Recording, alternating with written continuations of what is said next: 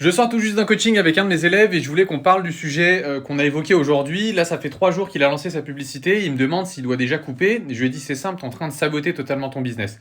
Aujourd'hui, Meta, il a même pas eu le temps de comprendre ce que tu faisais et toi, t'es en train de paniquer. Tu vois, c'est peut-être l'une des erreurs aujourd'hui les plus fréquentes que je vois chez ceux qui débutent avec la publicité sur Meta.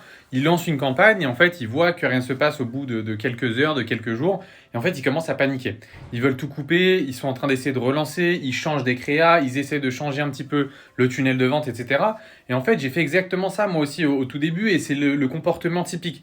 Et en fait, le pire dans tout ça, et c'est vraiment ce qu'il faut comprendre, c'est qu'il ne faut pas du tout toucher quoi que ce soit. La pub, c'est pas une machine à résultat instantané, c'est un système qui a besoin d'un temps d'apprentissage, ok.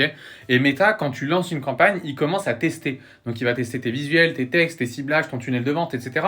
Et en fait, il a besoin d'un petit peu de data pour comprendre ce qui fonctionne réellement de ce qui ne fonctionne pas. Alors combien de temps il faudra, tu vas me dire, par rapport à ça et à la phase de test? Je dirais minimum 3 à 5 jours, c'est la base, tu vois, pour pouvoir comprendre. Et en fait, pendant 3 jours, tu touches à rien, tu laisses et tu observes simplement ce qui se passe. Et en fait, c'est là que la méthode linéaire en fait entre en jeu parce que je te donne vraiment des repères qui sont très clairs pendant la méthode. C'est pas du tout au feeling, c'est pas de l'intuition, c'est vraiment des KPI qui sont très précises. Au bout de 3 jours, tu peux regarder ton CPC par exemple, le coût par clic. Est-ce qu'il est sous les 50 centimes? Est-ce qu'il est plus élevé? Ton CTR, qu'est-ce que ça donne, etc. Est-ce qu'on est au-dessus des 2% par exemple? Les ajouts au panier, ce que ça a donné pour les check-out, les pixels, s'ils ont été bien déclenchés, etc. Et en fait, ça nous permet de comprendre.